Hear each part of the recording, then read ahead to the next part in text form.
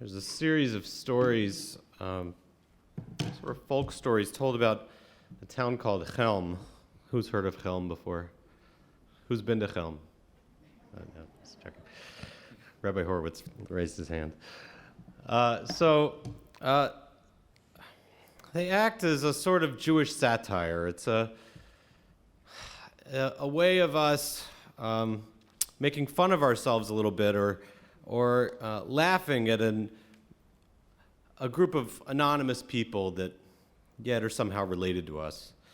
But in their humor, the joke of stories about Helm is often on us. It's the stories that are told to point out how ridiculous this group of people over there are, how little they know about the world, how much they get wrong. And then we read them and we find that after we've laughed a little at them, they're actually talking about us. And so I want to share one of those stories this evening. It seemed that the only path to the town of Chelm climbed up a very steep cliff. The cliff was narrow and full of curves, and the path was so narrow that people kept falling off the side of the path and hurting themselves. And with so many people getting injured day after day as they made their way up to Chelm, the people of Chelm called an emergency meeting. They had to solve this very serious problem that they were facing every day. But remember, this was Chelm. So they could have considered widening the path. That certainly would make it easier, make it safer so that people wouldn't fall off as often. Or they could have simply put up a guardrail, something that people could hold on to at the narrow points as it wound its way up this cliff. Or better yet, they could have gone to the effort to build a road on the other side of the hill, which wasn't so steep. But this was Chelm. And so the emergency meeting went on, and people discussed and argued, and eventually they came to a consensus. We will not broaden the road, and we will not build a railing, and we will not make a new road. We don't need to do that. The best thing we can do, we will build a hospital at the bottom of the cliff so that when people fall, they won't have to go very far to get their ailments healed by the doctors.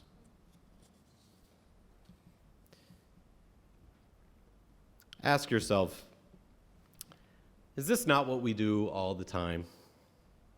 How often do we know that there's a problem in our village, in our city, in our country, a problem that hurts people, a problem that hurts people over and over and over again in the same way every day? And instead of working to change the root cause of that problem, we allow people to continue to get hurt over and over and over again in the same way they were yesterday, knowing that they'll be hurt again tomorrow. And we tell ourselves that we've solved that problem because we're offering support when they're in pain. How often do we rush to the injury, rush to solve the pain, but not to change what caused it in the first place? I was listening to the radio this morning. Most of it was about the current decisions coming up in D.C., about whether we should fix our infrastructure or not. This is the same problem. Do we fix roads and bridges, or do we wait for tires to burst and bridges to fail? But it is easier to equate the Chelm story to the cause and effect of a literal road than it is perhaps to what we experience more in our social lives. Tonight, we're thinking about the LGBTQ community, as Ashley mentioned, because it's Pride Month. Here in Akron, we celebrate Pride a number of times because we'll know in the fall, I believe, we will have our Pride Parade. And so this month, we celebrate with the world. Later on in the year, we'll celebrate with our city. But as we focus on the LGBTQ community in particular, can't we say that we've watched for a long time and we've seen faces that we're familiar with, people in our own families who are hurt time and time again.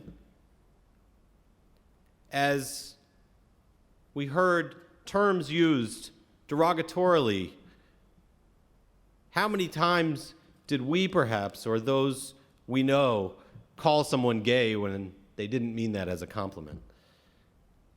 How many times did we fail what I think of as the whisper test? We said, "That's Jim."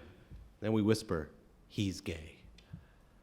How many times over and over again did we hurt somebody a little bit, use something that we see as different as our way of lifting ourselves up? And of course, these are the least of the infractions that we've observed over and over again. We know for far too long we watched as the LGBTQ community, couples in particular, had no rights as a couple and almost no path to parenthood under the law. And so in some ways, months like Gay Pride Month or a Pride Parade, at least in part, I think, they're the hospital at the bottom of the cliff. They're our way as a society of acknowledging that so many people are hurt, and we don't like that, and we want to mend their wounds. But the real work of solving this problem, of fixing this path, is to make it absolutely safe to be a member of the LGBTQ community in our village. And we've certainly made a lot of progress, significant progress. But we're not there yet. People are still falling down. People are still getting hurt. Right after that article this morning about our infrastructure was an article debating whether transgender teens can play sports. The worry was not about how the transgender teen might feel by being excluded. The worry was, how do the non-transgender teens feel about transgender people being included? I imagine that's a pain that will hurt. So we don't meet our goal by responding to the pain after the fact. We meet it by preventing it in the first place. Rabbi Stephen Greenberg is an avid speaker on issues of LGBTQ inclusion in the Jewish world. He teaches a particular text in which he says, he reminds us that the act of welcoming is not as easy as we think it is.